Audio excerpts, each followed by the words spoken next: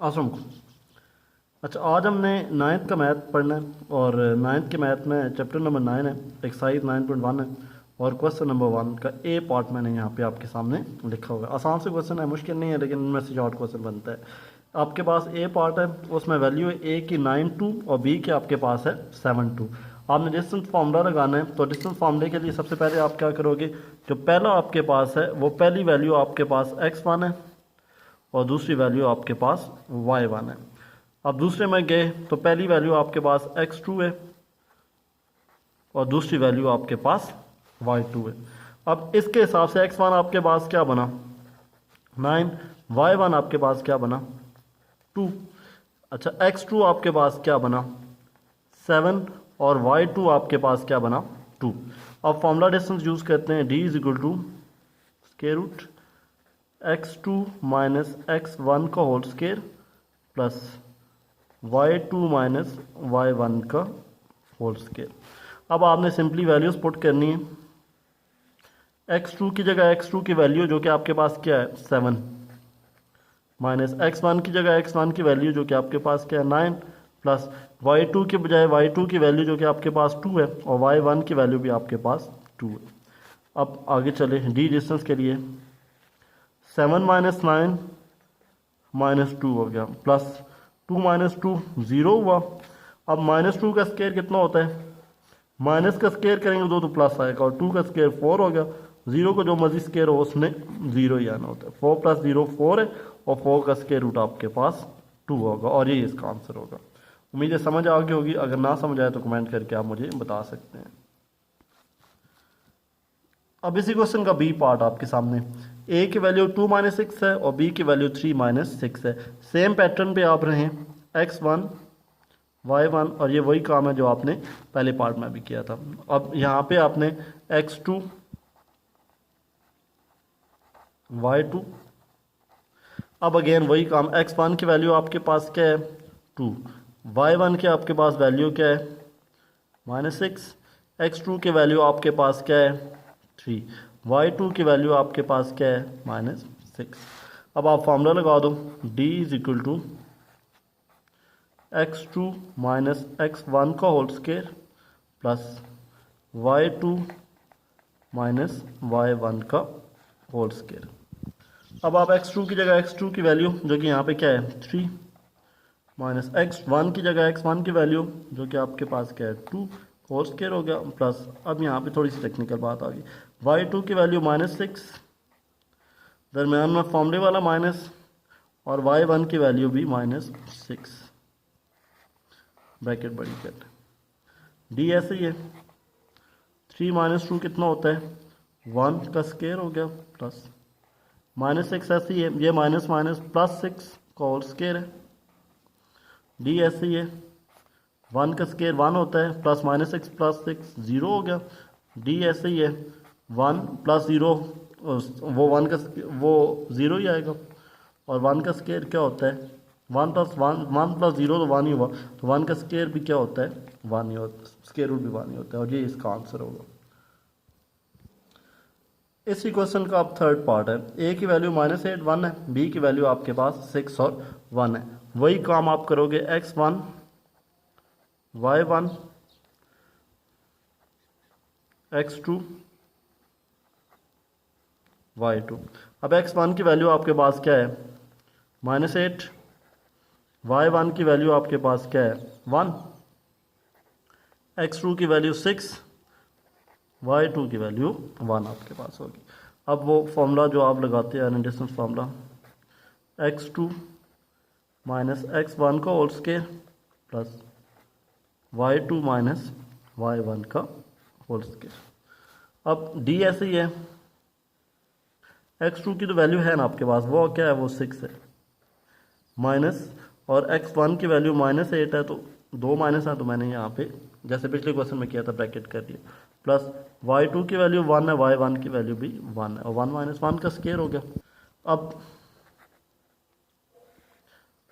6 minus minus plus 8 का whole square हो गया प्लस 1 माइनस 1 तो 0 होगा, तो ये 0 का स्क्वायर हो गया।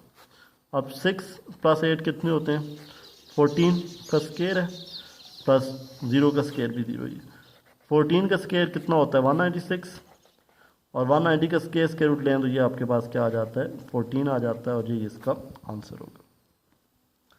अब इसी क्वेश्चन का आपके पास डी पार्ट है। काम अब भी आपने वही करना है, पहली वैल्यू x1, दूसरी वैल्यू y1, पहली पेयरिंग होगी, पहली वैल्यू x2, दूसरी वैल्यू y2 होगी, ये दूसरी पेयरिंग होगी। इसके हिसाब से x1 आपके पास क्या बना -4, y1 आपके पास क्या बना स्क्वायर रूट 2।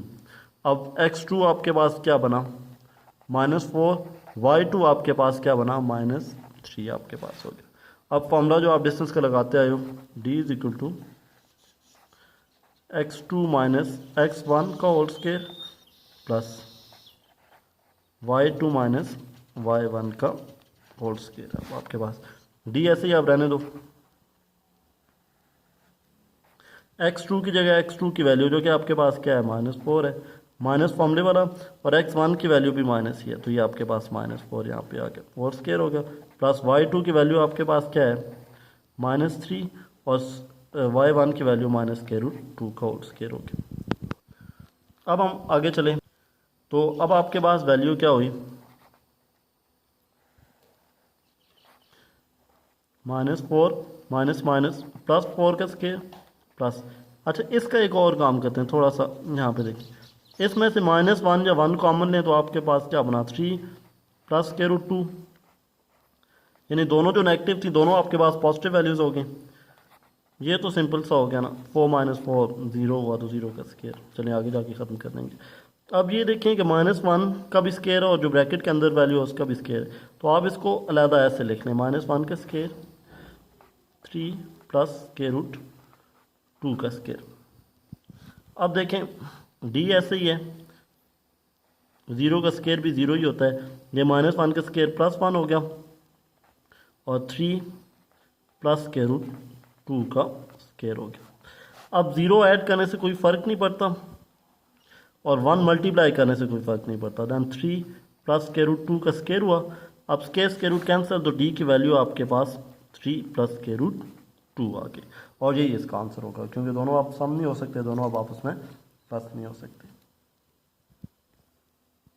अब इसी क्वेश्चन का ई पार्ट आपके सामने है, और सेम वही काम आप करने वाले हो, x1 y1 x2 y2।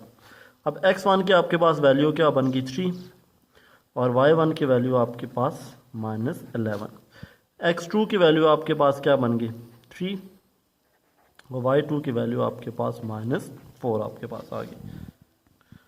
अब आप फॉर्मूला लगा लें जो आप लगाते हैं distance formula, x2 minus x1 का whole square, y2 minus y1 का होल स्क्वायर आपके पास हो गया। डी ऐसे ही है,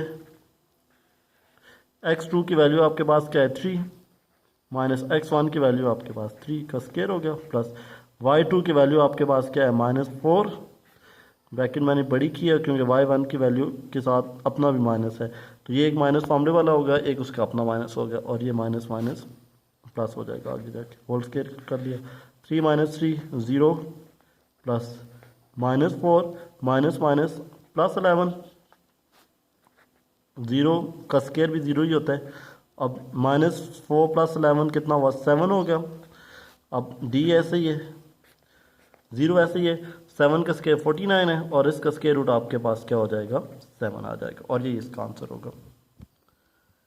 इस क्वेश्चन का लास्ट पार्ट या एफ पार्ट आप कह लें, ए की वैल्यू है दोनों 0 0 हैं, x1 y1 हो गया, बी की वैल्यू है x2 और y2। अब आपने क्या करना है, x1 सिंपली आपके पास क्या है 0, x2 आपके पास क्या है, या y1 आपके पास क्या है वो भी 0 है, x2 आपके पास क्या है 0, और y2 आपके पास -5 है। अब आप फॉर्मूला डिस्टेंस का जो लगाते हैं वही लगाओगे, d is equal to x2 minus x1 का whole square plus y2 minus y1 का होल स्क्वायर है। अब d आप ऐसे ही रहने दो, x2 की वैल्यू आपके पास क्या है 0, माइनस x1 की वैल्यू वो भी 0 ही, प्लस y2 की वैल्यू आपके पास क्या है -5 और y1 की वैल्यू आपके पास क्या है 0। अब 0 माइनस 0 0 का स्केयर हुआ, प्लस -5 -0 ये तो -5 ही हो गया। अब डी ऐसे ही है, 0 का स्केयर 0 है और -5 का स्केयर 25 है, और ये आपके पास 0 + 25 25 बनते हैं। 25 का स्केयर रूट अगर ले तो वो आपके पास 5 बनता है, और ये इसका आंसर होगा। उम्मीद है समझ आ गए होंगे क्वेश्चंस। अगर ना समझ आए तो दोबारा मुझे कमेंट करके आप बता दीजिएगा। अब मैं सारे क्वेश्चंस का रिव्यू आपके सामने रखता हूँ, कोई प्रॉब्लम आए तो फिर मुझे बता दें। ये आपके पास ए पार्ट,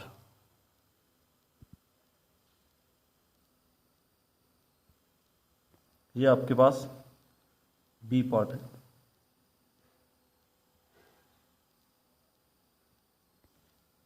ये सी पार्ट,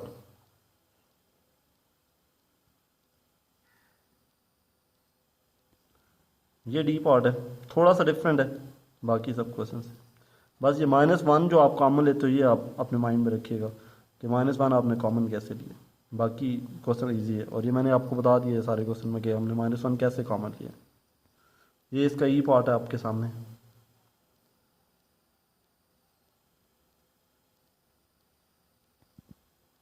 और ये इसका लास्ट पार्ट यानी एफ पार्ट।